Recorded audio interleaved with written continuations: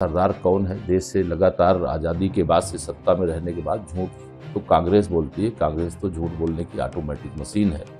उनके पास कोई मुद्दा नहीं है हमारे प्रधानमंत्री जी के खिलाफ। जब भी कांग्रेस की सरकार रही, बड़े बड़े भ्रष्टाचार के घोटाले के उन पर आरोप लगते रहे, लेकिन मोदी जी के खिलाफ एक भी आरोप नहीं है। उनके पास मुद्दा ही नहीं है। गरीबों की भलाई के लिए जितना मोदी जी ने काम किया 10 साल में, वो 60 साल में भी नहीं कर सके। भ्रष्टाचार के खात्मे के लिए जो कदम उठाए गए, अगर उसका एक एक कदम आगे बढ़ते तो 60 साल में देश भ्रष्टाचार मुक्त होता, विकासशील से विकसित होता। लेकिन विकसित भारत का स्वप्न देखने का भी उनको साहस नहीं हुआ। और माननीय नरेंद्र मोदी जी 2047 तक विकसित भारत की दे दिया है डेडलाइन की इस तारीख को विकसित भारत बना करके हिंदुस्तान की आने वाली पीढ़ी को सौंपे। अच्छा, कांग्रेस नेता है नाना पटोले, उन्होंने योगी आदित्यनाथ जी की तुलना रावण से की।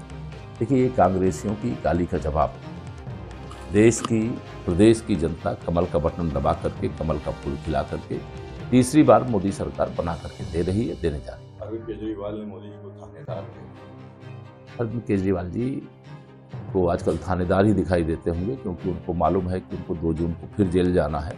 उनका राजनीतिक भविष्य का सूर्य अस्त हो चुका है और आम आदमी पार्टी भी खात्मे की ओर है, क्योंकि राजनीति में इतना गंदा व्यक्ति शायद ही स्वतंत्र भारत के इतिहास में किसी ने देखा। अखिलेश यादव ने जो सभा में जनसैलाब आ रहा उसको जनसैलाब था बताकर बदलाव का सैलाब।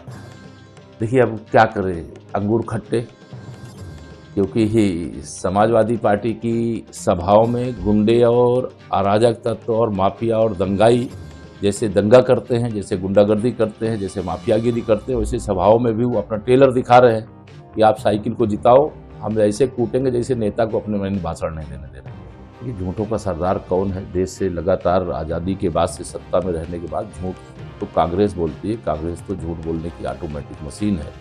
उनके पास कोई मुद्दा नहीं है हमारे प्रधानमंत्री जी के खिलाफ। जब भी कांग्रेस की सरकार रही, बड़े बड़े भ्रष्टाचार के घोटाले के उन पर आरोप लगते रहे, लेकिन मोदी जी के खिलाफ एक भी आरोप नहीं है। उनके पास मुद्दा ही नहीं है। गरीबों की भलाई के लिए जितना मोदी जी ने काम किया 10 साल में, वो 60 साल में भी नहीं कर सके। भ्रष्टाचार के खात्मे के लिए जो कदम उठाए गए, अगर उसका एक एक कदम आगे बढ़ते तो 60 साल में देश भ्रष्टाचार मुक्त होता, विकासशील से विकसित होता। लेकिन विकसित भारत का स्वप्न देखने का भी उनको साहस नहीं हुआ। और माननीय नरेंद्र मोदी जी 2047 तक विकसित भारत की दे दिया है डेडलाइन की इस तारीख को विकसित भारत बना करके हिंदुस्तान की आने वाली पीढ़ी को सौंपे। अच्छा, कांग्रेस नेता है नाना पटोले, उन्होंने योगी आदित्यनाथ जी की तुलना रावण से की। देखिए, ये कांग्रेसियों की गाली का जवाब देश की प्रदेश की जनता कमल का बटन दबा करके, कमल का फूल खिला करके तीसरी बार मोदी सरकार बना करके